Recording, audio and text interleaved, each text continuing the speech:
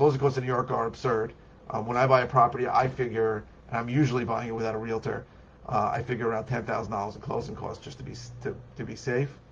And when I sell, because I usually have to pay a buyer's agent 2%, so I usually figure $15,000 to sell. So really, when I buy a property, I'm out $25,000 that minute, just for closing costs on the buy and the eventual sell.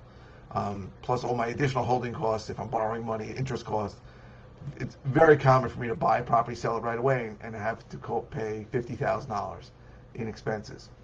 So if you're selling something for sale by owner, the closing costs aren't the issue. Now, I know in other parts of the country, the seller closing costs are a big deal, which is comical to me because very often it's under $1,000. In New York, it's so much more.